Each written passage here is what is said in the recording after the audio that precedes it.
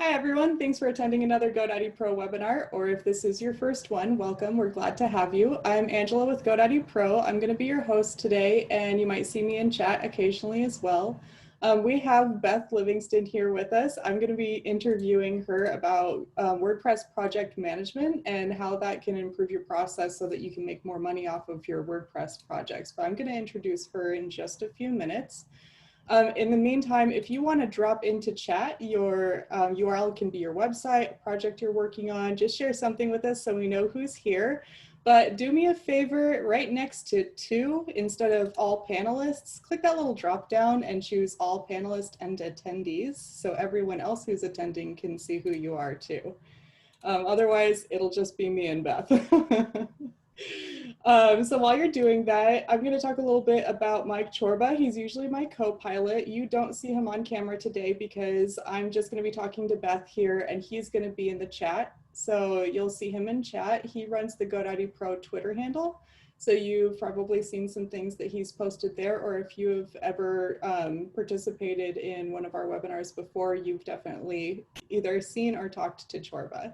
So say hi to him, and looks like we've got a few people in here already. JordanWebSolutions.com. Is that Macrofy? Beth, am I getting that right? Do you know? What? Do you see the chat? Yes.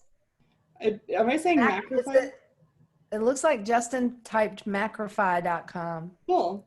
I'll have to check that out later. It sounds interesting. We've also got JamieMakin.com and a few other people, some familiar faces. Justin Neely. Hi, Neely.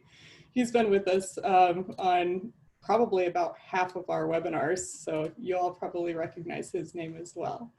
We're going to go ahead and go with this. So Beth, you want to tell everybody who you are and a little bit about what you do? Sure. My name is Beth Livingston, and I am the creator of the WP Project Managers Academy.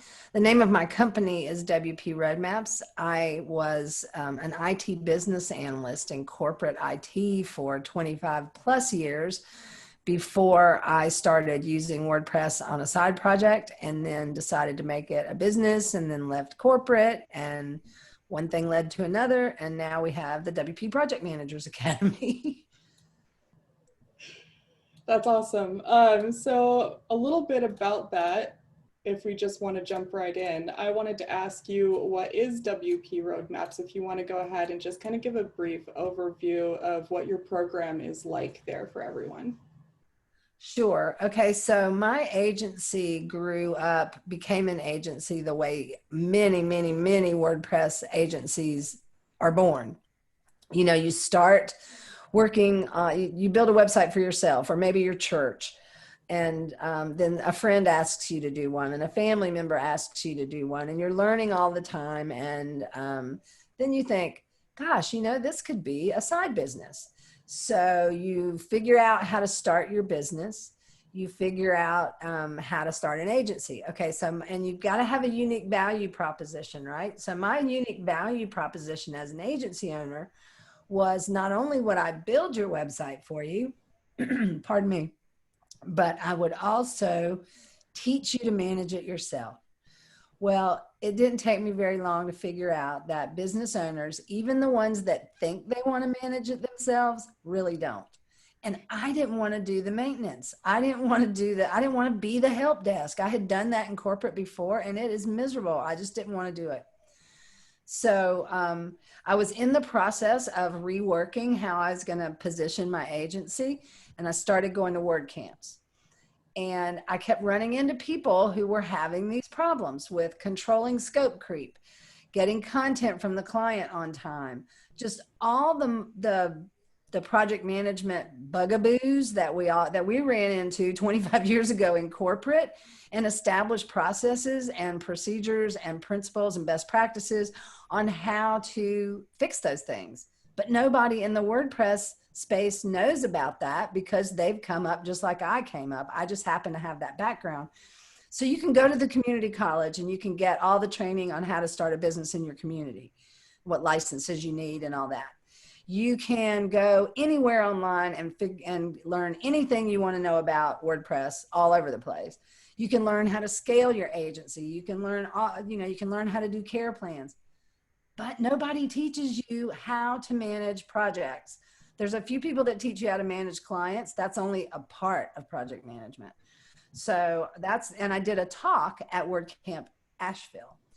And so as I was leaving that day, it was the very end of camp. I was leaving on Sunday and I was walking out the door and this girl ran up to me and she goes, Beth, I have to tell you something. And I said, okay, what?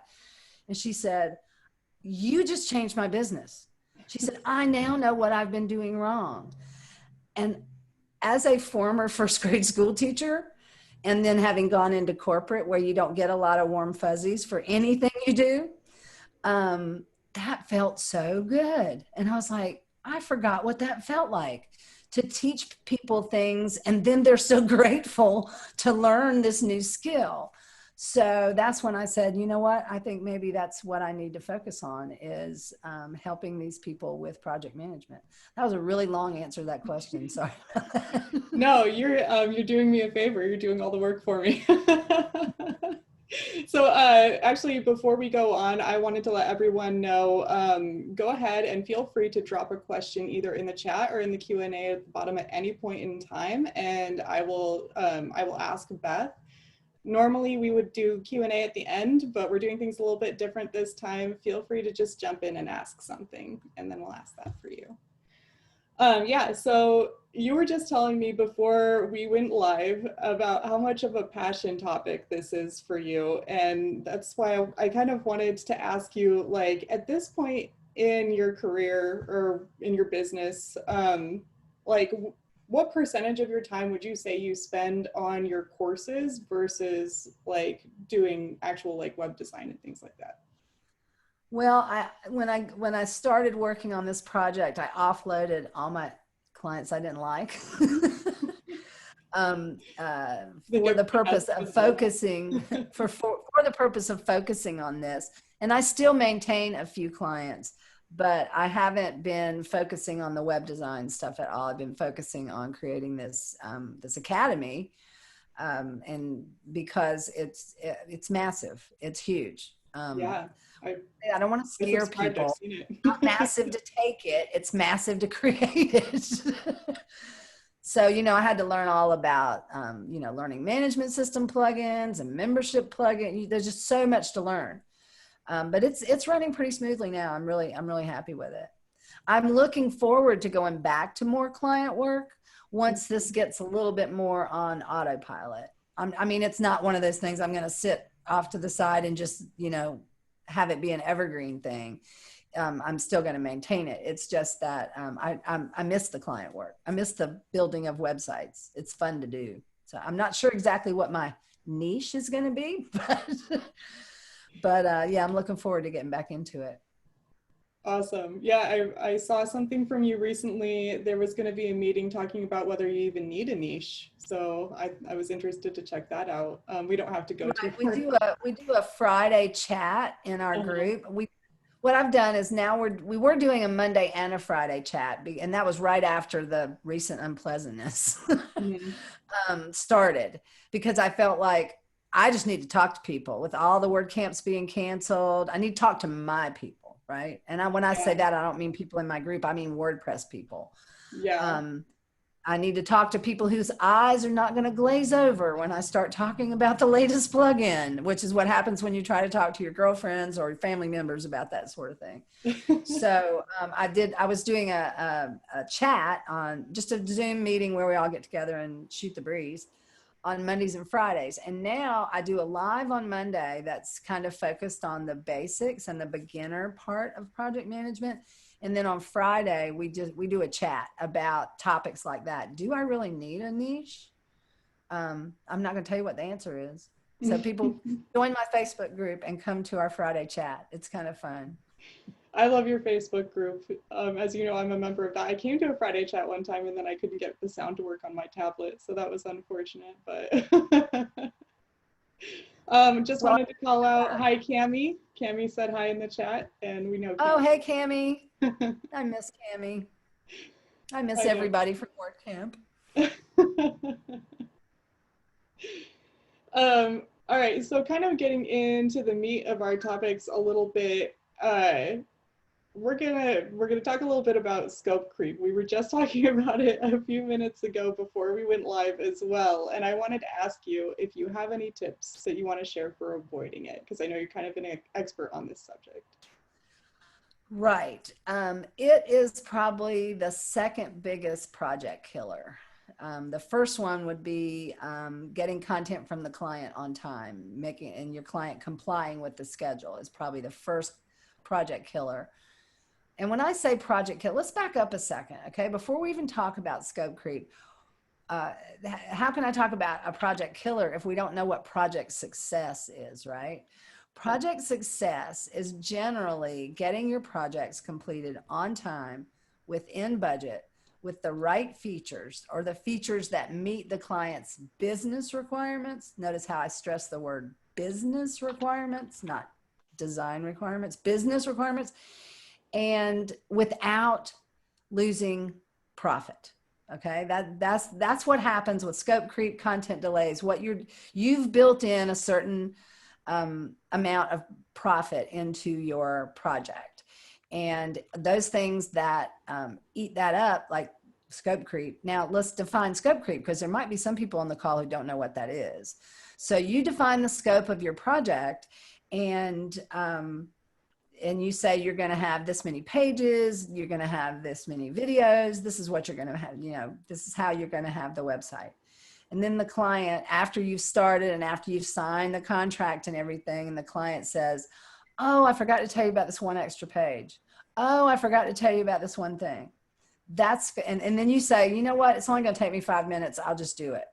You add those up over time, and you've just given away work. You've given away your work, and you've given away your profit, because whether you estimate using an hourly rate or not, there is an hourly rate associated with the work that you do, and you need to figure out what that is for you. And it's not always the same for every project either. But so how do you control scope creep? The best way to control scope creep is to have a well-defined change control process.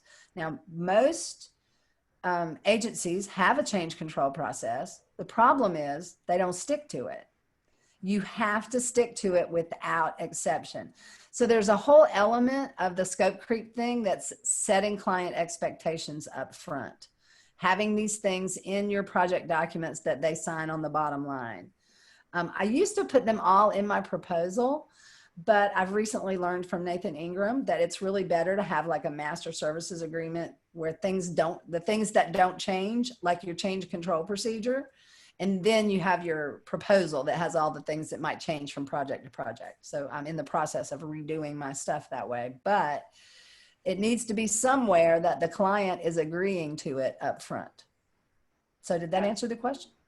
Yeah, that makes a lot of sense. And it's funny you mention content collection, because we actually have a contest going for Content Snare. I don't remember what exactly the prize is, but if you all want to check out the GoDaddy Pro Twitter handle, Chorba will have the details for you there as well. So I figured I'd call that out. A little bit of a shameless plug there for our Twitter handle. But and that's fine, because in my premium membership to the WP Project Managers Academy, there's a whole roadmap that is focused on content collection, and we use Content Snare. I love it. So that pairs perfectly. Look, the bad side of Content Snare, the thing that's difficult, is that it takes time to set it up. But once you've done that the first time and you've got all the instructions in there to the client, you can just use it over and over. And it's just so helpful for all of the problems that you run into when it comes to content collection. So it's a great tool. I check your Facebook. Besides the fact that one of the creators is a very nice, cute, and lovely person from Australia. I love Jimmy Rose. Oh yeah, I tell him a newsletter that I loved reading from him. It was years ago, and I don't remember exactly what his newsletter was called, but I just absolutely he still has it, and a lot of people love it. But I've told him before that he's like the son I never had. Oh. He He is the same age as my daughter. So, yeah, son I never had. I went ahead and shared your Facebook group in the chat there. So anyone Oh, who thank you. didn't know about it already can go over there and visit, because you have a ton of great content. Everybody is super active in there. So I think it's one of the best Facebook groups I'm in, actually. So even though Oh, I thank don't you. participate a whole lot, I enjoy everything that you guys are doing in there. Okay, well, let me say this, because a lot of people don't answer the entry questions. And if you don't answer all 3 entry questions, I'm not going to let you in. And it's not because and it doesn't matter what your answers are to the, well, I mean, you have to answer, you can't answer okay when the question is yes or no. But that's just to keep the spammers out, okay? Yeah. I'm not judging you by the answers. So just if you want to be in the group, answer all 3 questions. I love how everyone is so authentic in your group. Didn't you Oh, say thank you. That's you good. passed up 500 members or 400 members? 700. We just passed 700 700. members. Wow, I was way off. Yeah, There's so yeah. So 300. for a while, I was competing with Emily Hunkler at GoWP, but they've way passed me. So I'm just happy with 700. I mean, it's nice to be able to say that you were competing with someone that big, though, too. You know, a lot of Yeah. people put together a Facebook group and then, they get up to like 50 and they don't get any farther. So, like, I Yeah. think Well, I started mine way before them. So oh. they've just gone. So yeah, they're a big company, and I just, Yeah. but I love the folks at GoWP.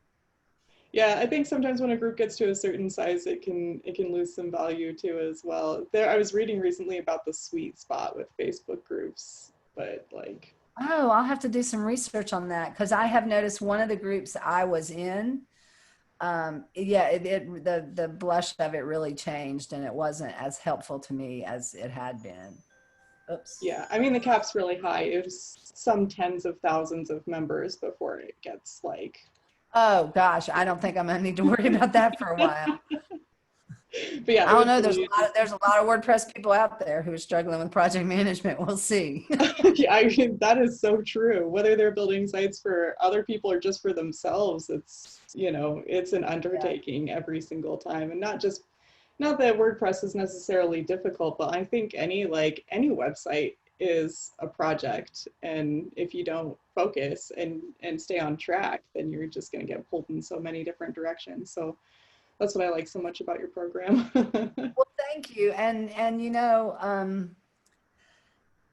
project management, though, is just really not a sexy topic, right? It's not something that people are drawn to, like sales funnels or care plans, or things that are going to bring me in revenue. But what project management does for you is it lets you hold on to that revenue and quit giving it back to your client. So that's a bit of a tough sell sometimes, because especially if people come out of corporate, because they're like, oh, project. Because typically corporate project management is a bunch of busy work and not really focused on the nuts and bolts of project management. And we actually, the 6 principles that this whole thing is based on did come out of corporate, but that was a unique corporate environment that I spent some time in for about 5 or 6 years. And they're the 6 productivity principles for WordPress project success. But I have to tell you that they apply to any project. It doesn't matter if it's going to the grocery store or retiling your kitchen floor. The same 6 principles apply. You didn't ask me about this, but I'm going to tell you what they are. Go ahead. It's define the job in detail. But for WordPress, it's define the job in detail with a content first approach. Estimate the time and cost. That's kind of a no-brainer. Get the right resources involved. Establish a change budget. Agree on acceptance criteria, and break the job down. And those are not in the right order. They don't really come in any order because they're all interlaced like this.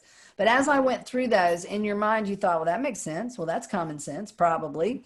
They're common sense, but they're things we forget to do because we want to jump into the design and we want to jump into building the website. We want to get this finished, and we're not thinking about breaking the job down into manageable chunks that the client can consume and approve in little pieces so that when you get to the end, the final approval takes practically no time at all.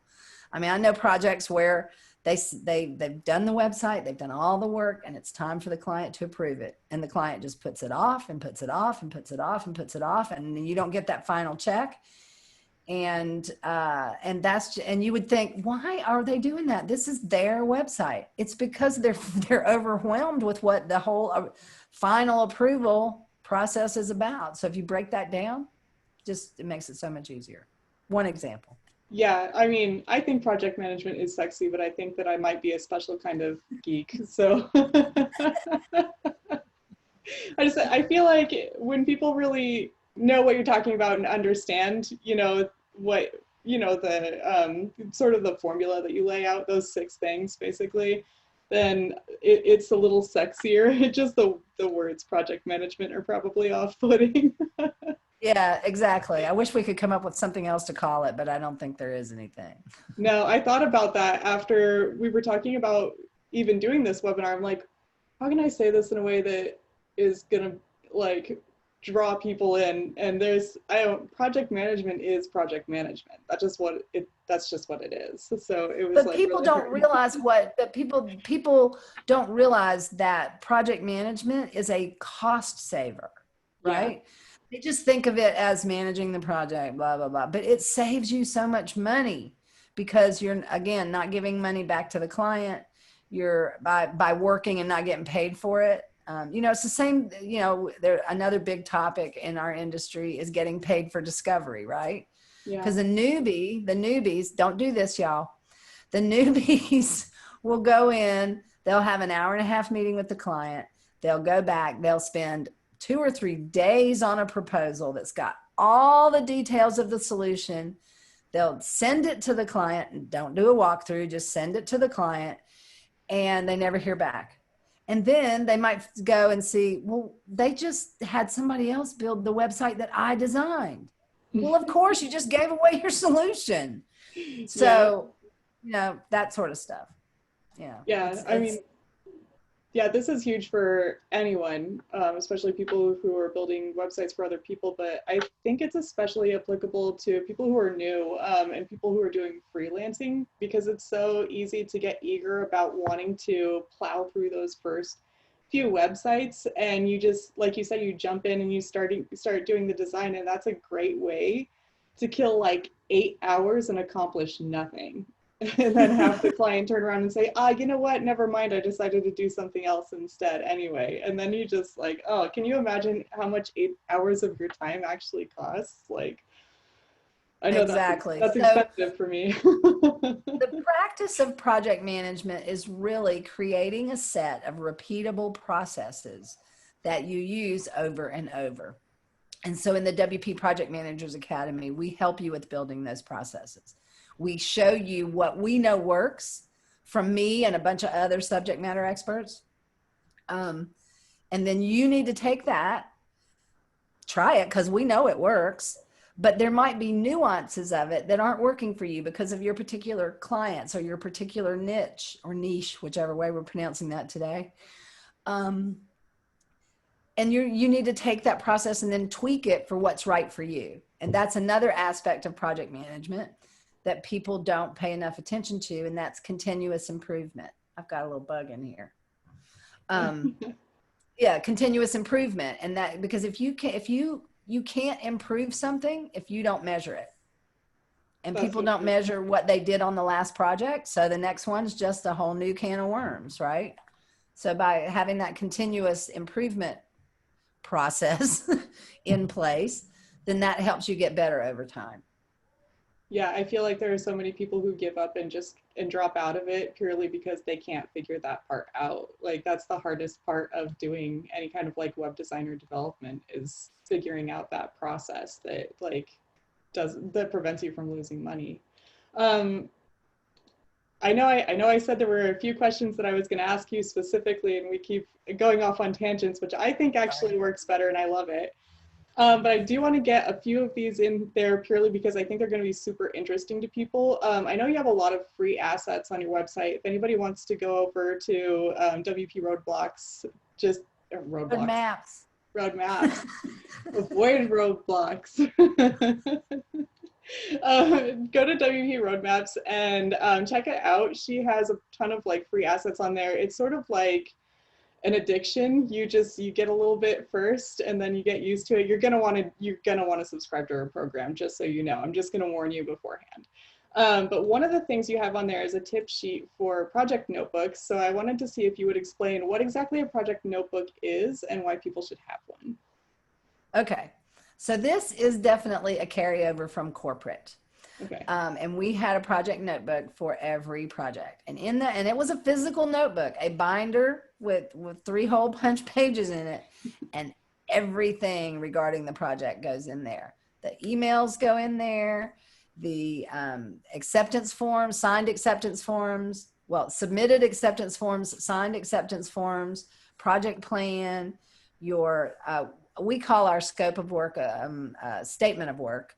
And that is after the deep dive, right? When we've got all the detail down, that goes in there. Everything about the project is in this notebook. And the reason that you want to do that, well, it serves a number of purposes.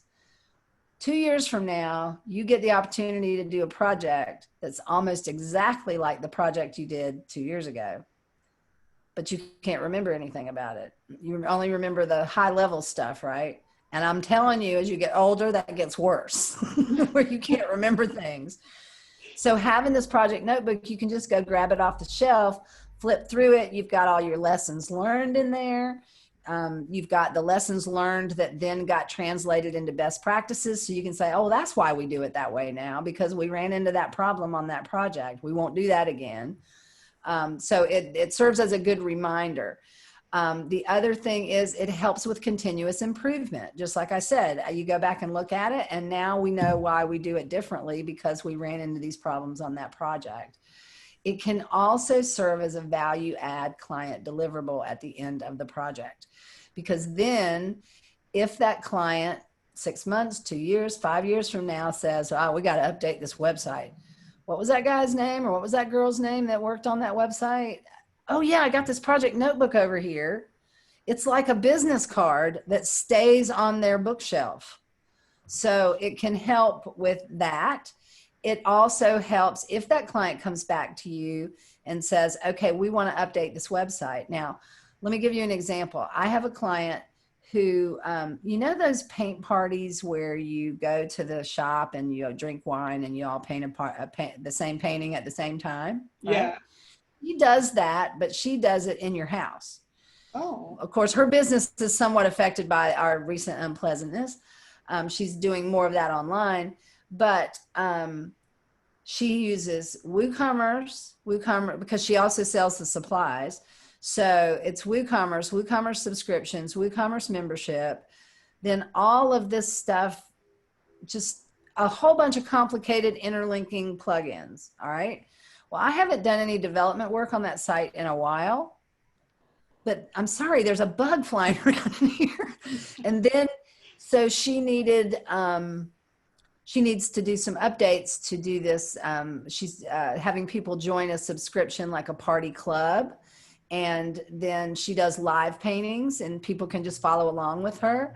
Or they can, if they're a member of the club, they can go back and look at the previous live paintings. So she's added this aspect to her website. I can't freaking remember why we set things up the way we did. And so we've both been a little struggling because I did not keep a project notebook on this. So this is why this is when I was really early on and I was just not really paying much attention to the project management aspect of things. And I so wish I had, because we've just spent the last 2 or 3 days going, why did we do it that way? I don't remember. Do you remember why we did it that way? We finally figured it out today. But I mean, that's just such an apropos question, because I'm really struggling with if I had just kept that notebook. Now, I sent her a whole bunch of videos and stuff. I don't even know where those are. So if I knew where those were, I could go back and watch my own videos and find out why we did it that way. But that's the reason that we do the project notebook, or that's why I recommend doing a project notebook for every single project. Yeah, that's Oh, super. the other thing is if the client says, I never agreed to that, but you've got everything in that project notebook, you can say, yes, you did. You signed it right here. See? Pardon me. That's great. Did that answer your question? Yeah, absolutely. Yeah, I think a lot of us learn that lesson the hard way. So I encourage anyone who has not learned it the hard way yet, just learn it from Beth instead. Because remember, and this is one of those you know, woo-woo sayings that you hear all the time, but it's so true. If it's not written down, it doesn't exist. It doesn't. That's You so know? true. Back to scope creep for a second.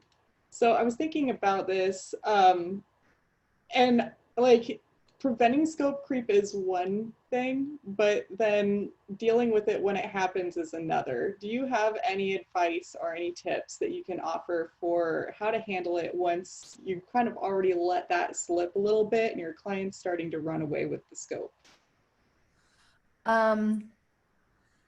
Yeah, I haven't run into that situation in so long because I know what a big deal it is that I really stress with the client on the front end how it has to work.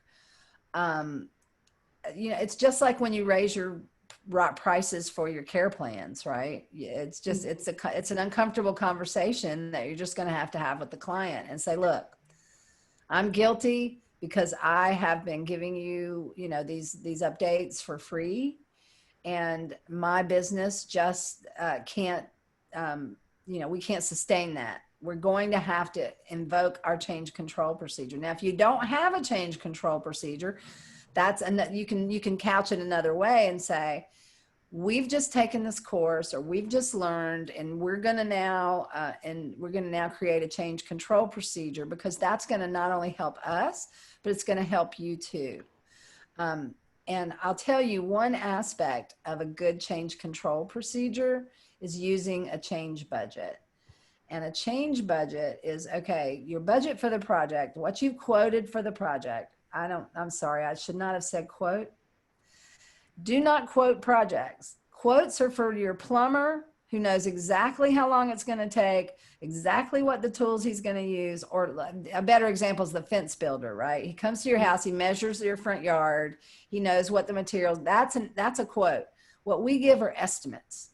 We give estimates because we know that change is going to happen. That's the other thing, is teaching your client about change up front and embracing change instead of being afraid of it. It does not mean just because you forgot to ask a question or the client forgot to tell you something, that does not mean that you didn't do your job. That doesn't mean that you should then hide from that and not let anybody know you made a mistake.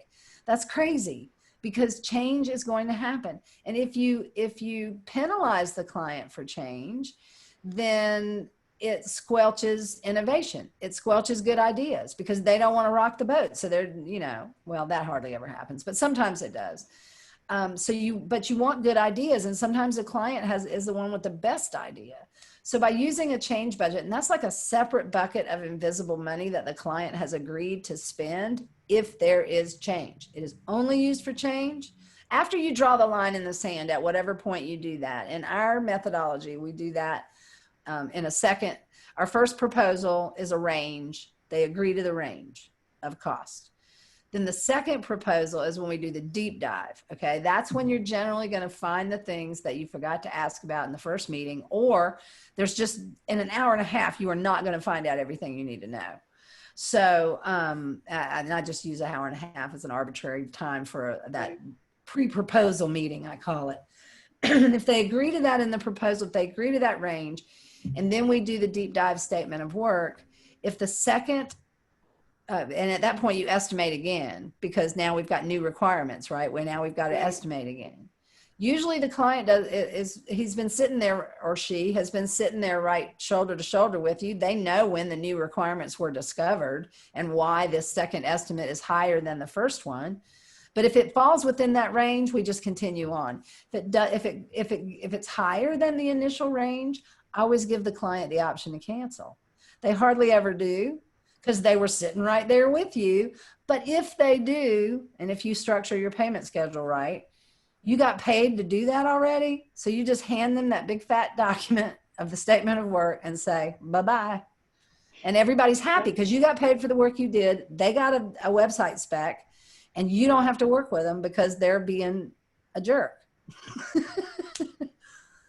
Fair enough. So I went into a whole bunch more detail, but yeah, the change budget, I call it the magic of the change budget, because the other thing that does for you is, all right, so we've agreed to this amount. We've got this amount sitting over here in the change budget, and it's usually 20 to 30% of the entire estimate for the project.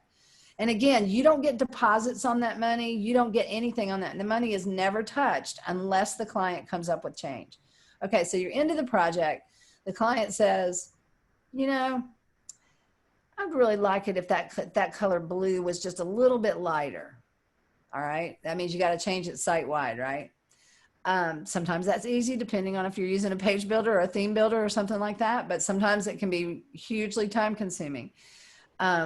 So you say, okay, fine, here's a change request. That's going to cost this much. That's going to have to come out of that invisible change bucket money and come into the project budget. Do you really want to do it?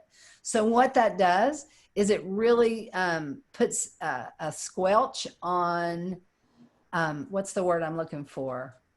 Frivolous changes that aren't really necessary, that have no business value whatsoever. Yeah, that makes sense. Makes them have to think a little bit about how they want to be spending your project time and the money that they've put toward it. Exactly. Coming out of their pocket, I think. That makes a big difference. Well, there's something about that being over there, and they have to move it into the project budget, which makes the project budget go up. And especially if there's a hierarchy, like they're not the boss, but they have a boss they have to report to, then they're like, no, I'm not doing that. No, not worth it.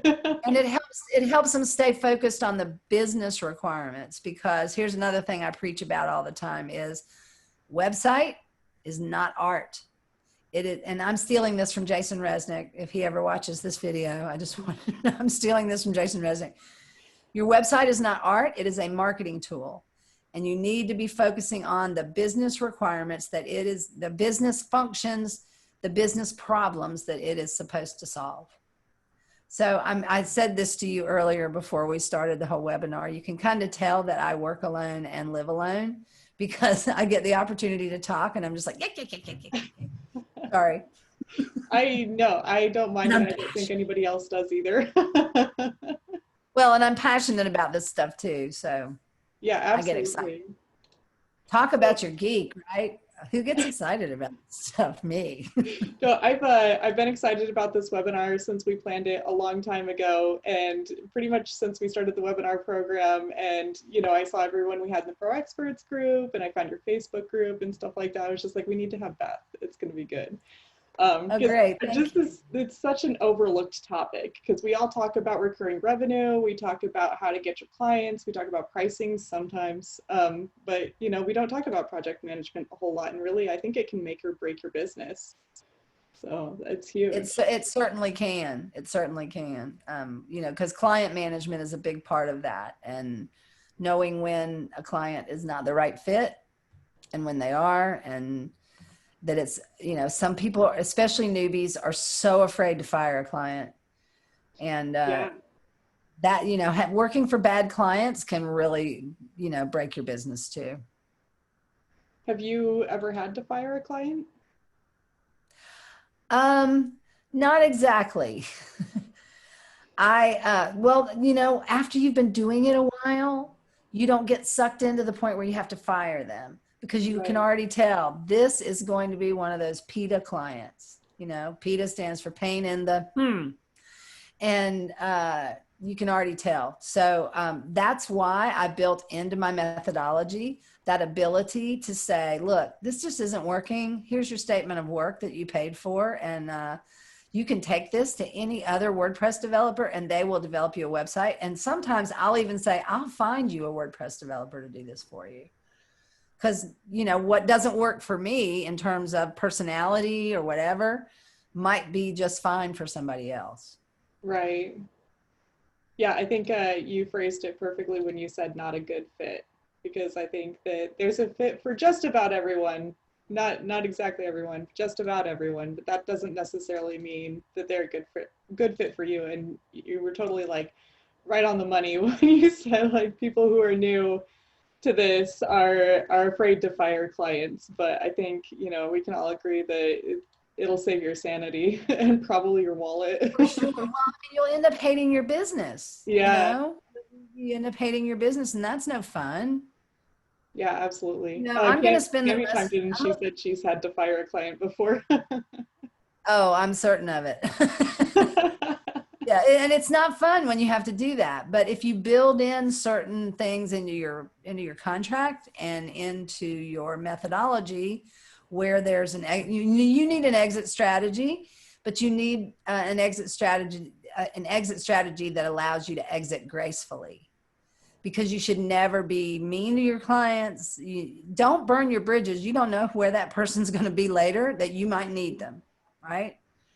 Recently, I had a client, a potential client, right after the whole COVID thing started. It's a restaurant that is right down the street from me. And a friend called me and said, they really are looking for somebody, a WordPress person, to do this and to do something to their website. And so I went and I talked to one of the ladies who's the owner. As I'm talking to her, it's two couples that own this restaurant, right? And I said, I said, the first question I always ask is, who's the decision maker? Oh, I am. I found out not too much longer after that, during this pre-proposal thing, she was indeed not the decision maker, and the decision maker had already decided that they didn't need these changes. The other partners wanted to make the changes, but he had already decided that they didn't really need these changes, or that the website just wasn't that big of a deal. That was more what it was. This should cost $50 is basically. And they needed a complete revamp because they were using a really old, awful theme, and there was just a lot that needed to be done on the back end, but they don't know that on the front end, right? Because the front end was working just fine, but it wasn't going to work just fine much longer. Gotcha. And it was so complicated, this theme they were using that had all this built-in bloated stuff, that they couldn't figure out how to just go update the menu. And I said, look, you just need this to be streamlined. So number one, you shouldn't be updating the menu. You should be handing that off to somebody else, that works for you. But I can't teach you to use it, much less them to use it, because it's so awful. And so once I figured out that this guy just was not, I mean, he just already had up a roadblock, I was like, you know what, this just isn't going to work. So let me find you someone else. And that's what I did, is I found them someone else. That makes sense.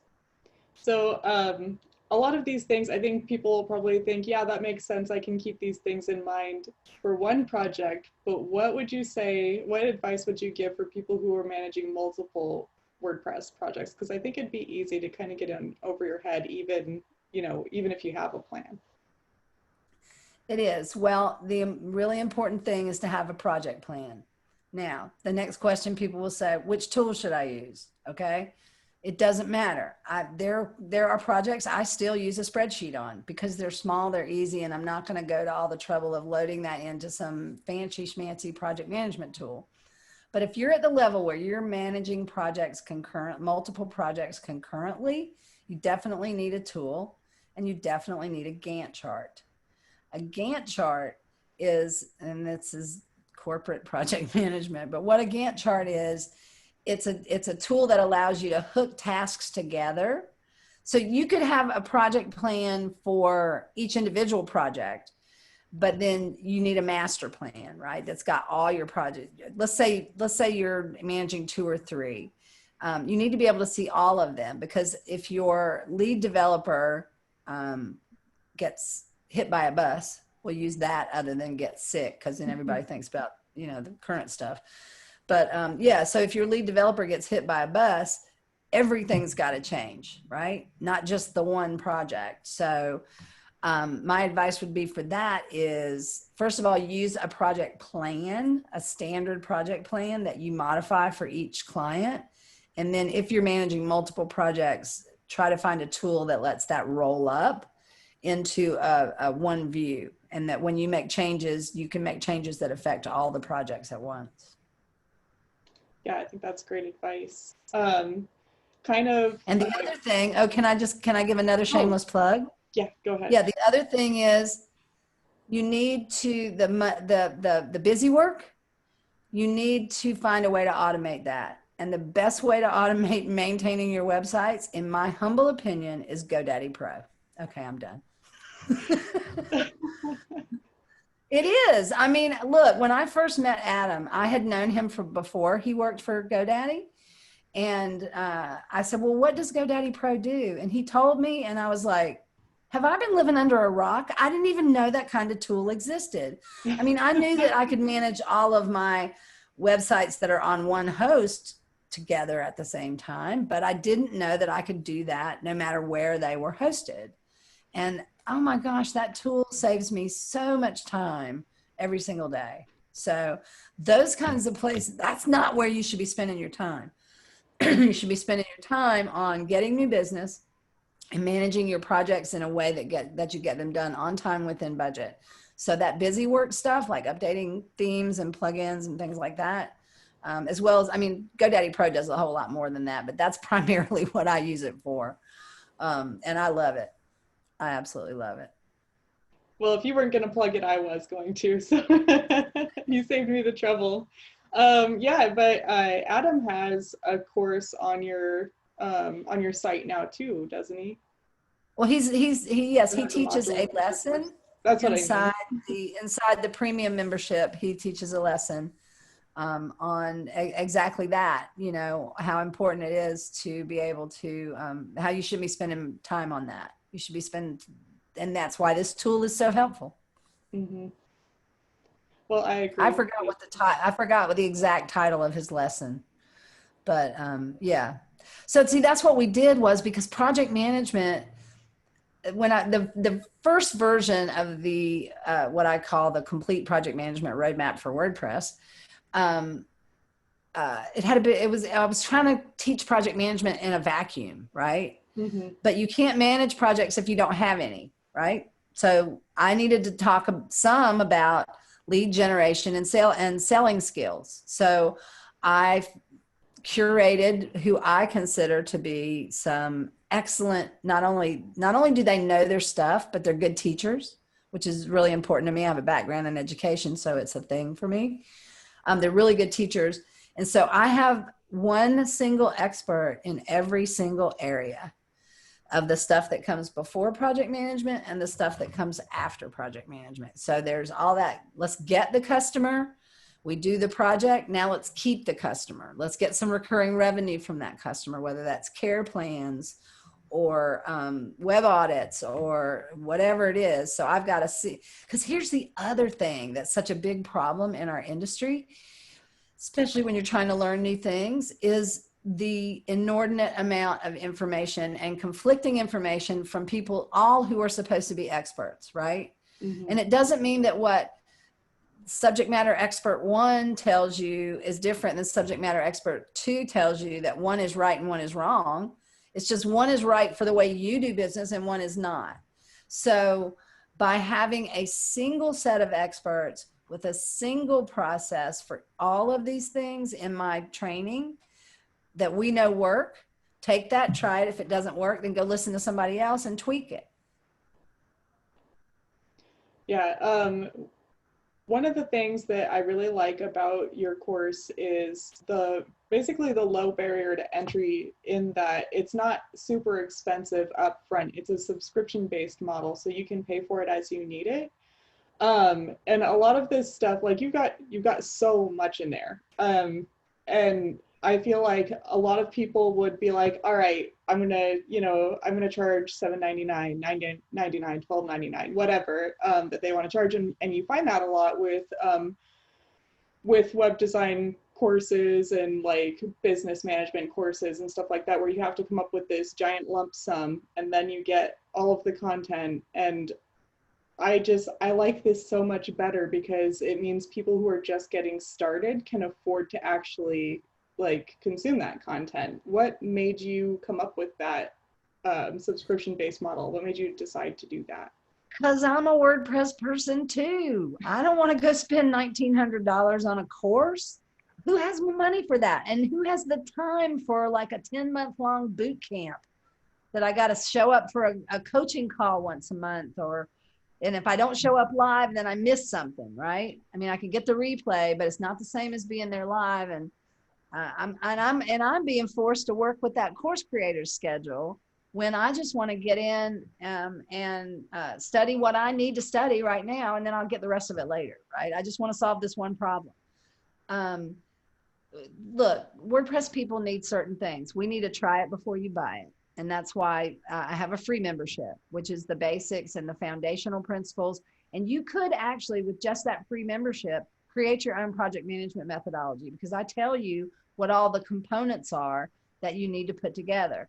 That's more of the DIY version.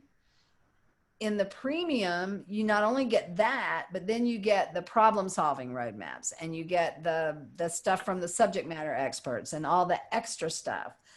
So yeah, I could have come in there and said, this course is going to cost you $14.97, and then said, and then in my mind say, well, I only need to sell this many to reach my revenue goal, blah, blah, blah. But our people need it to be affordable. That's why they need it to be affordable. Now, can I tell you about the most exciting thing? Yes. Okay. Absolutely. So I'm in the process of adding certifications. So you will be able to be certified, and I'll tell you in a minute what that means. But a certified WP project manager, level 1 and level 2. And then you'll get a badge you can put on your website. And then when a potential client clicks on that badge, it'll go to, I'm not exactly sure what year where yet, because I don't have all the details worked out. Credly is one of the companies that does this, but I don't know if I'm going to use that or not. Still, I'm learning about the plugins and how all that works, but they click on that, and then it tells them what you did to earn that certification. The reason that I'm doing that is because, y'all, the competition is getting stiffer and stiffer every day. You need a unique value proposition. You need something that sets you apart from the competition. Is that your SEO stuff? Everybody's doing SEO. Is it lead generation? Everybody's doing that. Sales funnels? Everybody's doing that. That's not your services are not setting you apart. You have to have something that really sets you apart. So this is a way that folks can say, look, that other guy, he might be doing just exactly the same website solution that I'm doing, but I'm going to get your project done on time and within budget. And here's how I can prove to you that I know how to do that, because I took this course and I have these processes in place and blah, blah, blah. And it also will help people if they get pushback from the client on things like the change budget or their change control process or the acceptance management process or any of that, they get pushback, they can say, well, you see, we do it this way because we know this works, because we are a certified WP project manager. Yeah, and those trust signals are so important too. When somebody... Ooh, I like that. Can I steal that trust signal? I had not thought about that. Yeah. I like that a lot. Yeah, Yeah, definitely. Yeah, because when the clients are visiting your website or they're finding you wherever they're finding you, like they want to know, like you said, what's your unique value proposition? And a lot of the time they're looking for, like, why are you the expert? Like, why should they trust you in your business? And, how are you going to do a better job than somebody else? So yeah, definitely steal trust signals. You're welcome to that.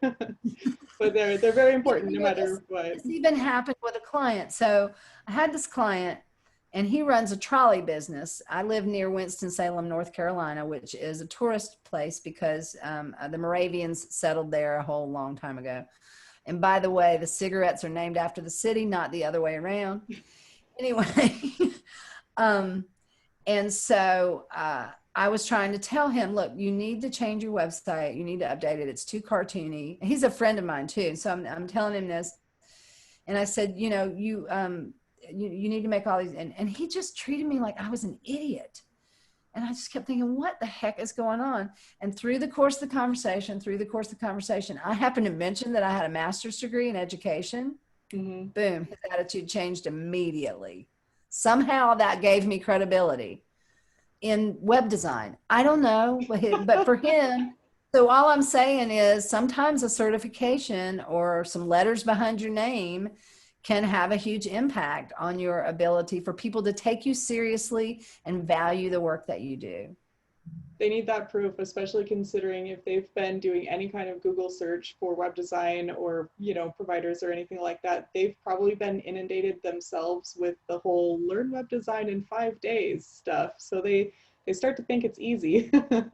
And just anyone, Right. you know, they're like, well, I want to make sure you're not just anyone. So I think that's huge. I love it when programs start offering certifications and that you can like get a little symbol or a little badge that you can use just to prove that you put the time in, you put the work in, you didn't just take some learn web design in 5 days course, you know what you're doing. So I love that.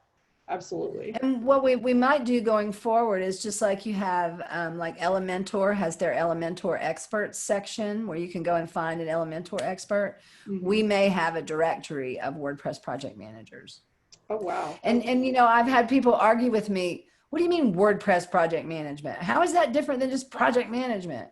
Well, there are some nuances to WordPress website design that you don't have with, say, pure HTML, like plugins.